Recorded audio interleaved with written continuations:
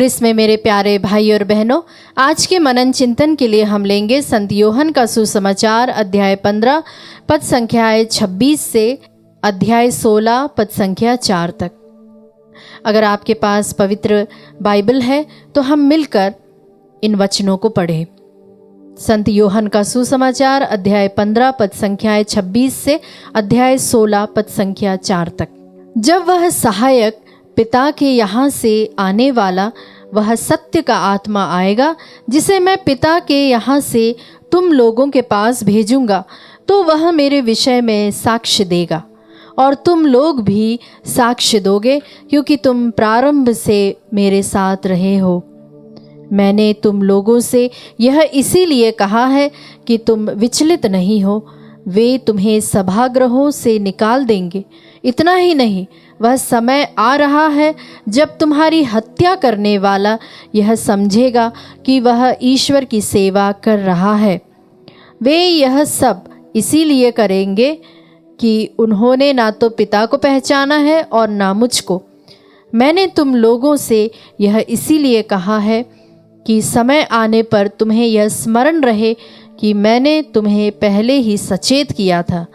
मैंने प्रारंभ से ही तुम लोगों से यह नहीं कहा, क्योंकि मैं तुम्हारे साथ था। यह प्रभु का पवित्र सुसमाचार है। हे क्रिस्त, तेरी स्तुति हो। क्रिस्त में मेरे प्यारे विश्वासियों, जब हम इन वचनों को सुनते हैं तो इन वचनों में यीशु अपने शिष्यों को पवित्र आत्मा सहायक के आने का वादा करते हैं, जो पिता की ओर से आएगा और यीशु के बारे में गवाही देगा। यीशु यह भी कहते हैं कि उनके शिष्य भी उनके बारे में गवाही देंगे, क्योंकि वे शुरू से ही उनके साथ रहे हैं। यीशु चेतावनी देते हैं कि शिष्यों को आराधनालयों से निकाला जाएगा और यहाँ तक कि मार डाला जाएगा, और जो लोग उन्हें मार डालेंगे वे सोचेंगे कि वे परमेश्वर की सेवा कर रहे हैं।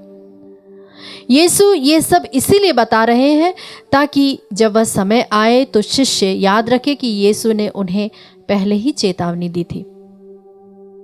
प्यारे विश्वासियों, इन वचनों के परिप्रेक्ष्य में हमारे जीवन में कई महत्वपूर्ण विषयों को यह वचन छूता है। पवित्र आत्मा का कार्य। यीशु पवित्र आत्मा को सहायक के रूप में वर्णित करते हैं, जो उनके बारे में गवाही देगा। यह हमें पवित्र आत्मा के मार्गदर्शन और शक्ति पर भरोसा करने के लिए प्रोत्साहित करता है। हमारे जीवन में पवित्र आत्मा हमें सत्य की ओर ले जाता है, हमें पाप से बचाता है और हमें यीशु के बारे में गवाही देने की शक्ति और सामर्थ्य देता है। हमें प्रार्थना और बाइबल पठन के माध्यम से पवित्र आत्मा के साथ एक गहरा और घनिष्ठ संबंध विकसित करना होगा। जी हाँ विश्वासियों, हमें